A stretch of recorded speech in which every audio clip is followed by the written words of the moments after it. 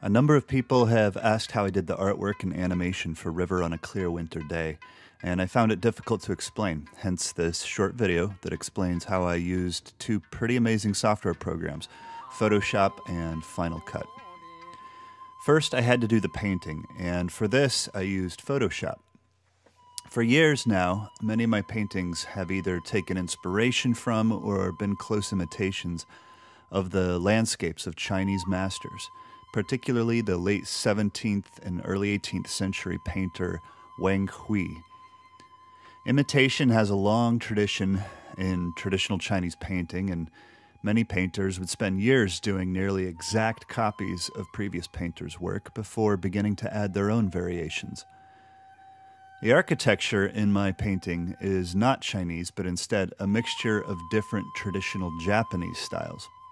Many Japanese painters also imitated Chinese landscapes, though the 19th century saw the arrival of the brilliant woodcuts of the well-known Katsushika Hokusai and my favorite Utagawa Hiroshige. I started the painting in Photoshop with broad shapes of different colors to mark the mountains, river, and sky, and gradually began adding in details. Using a simple brush, I drew an outline of all the primary shapes, then used different brushes and colors to gradually fill in areas of color and shading. Photoshop allows you to create your own brush shapes, and this saves a great deal of time.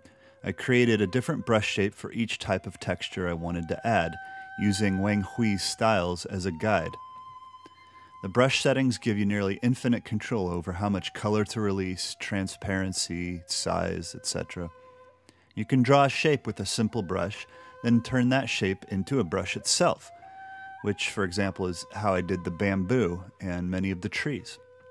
One of the best things about Photoshop, and crucial for the animation, is the ability to create and work in layers. In this painting, I created a separate layer for each building, each section of land, the river, and the sky, which allowed me to adjust the positions of certain elements without affecting the rest. You can also turn the visibility of a layer on and off, and this is how the animation begins. Another source of inspiration was the great Japanese animator Hayao Miyazaki, who created such amazing films as Princess Mononoke, Spirited Away, and Ponyo. To me, he's not simply the greatest animator ever, but one of the greatest artists of our time.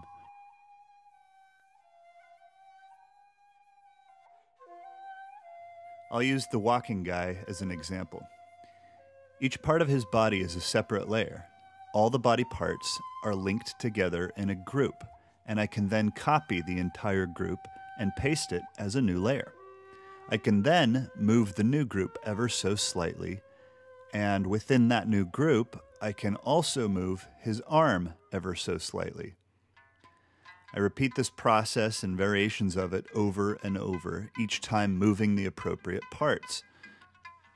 I can then turn off all the layers except the one I want left on, and I export this as a GIF file. Then I turn that group off and turn on the next one. Export that as a GIF, and so on and so on. I go through the same process with the layers that animate the footprints, the waterfall, the ripples in the water, and the birds. I then open Final Cut, the film editing software. In Final Cut, you can create and work in what are called sequences. This is my sequence entitled Man Walking.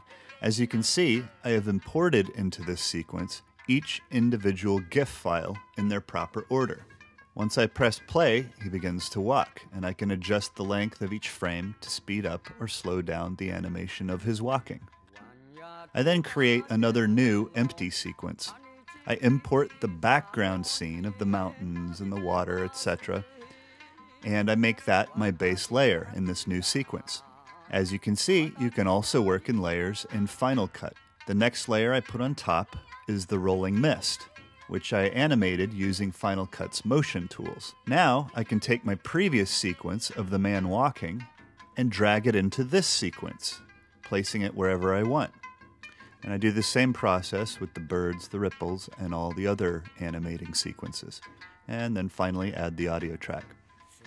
Then I create a new master sequence. I nest the last sequence into this one, and this allows me to pan across and zoom in and out on the whole thing. I add some opening credits, and that's it. There's probably another more efficient way to do all of this, but I lack the patience to read manuals, so there you have it. I used the same programs and techniques to make the Simpsons homage of my family. You can find all of these videos, including this one, at my website. And that's it. Be seeing ya.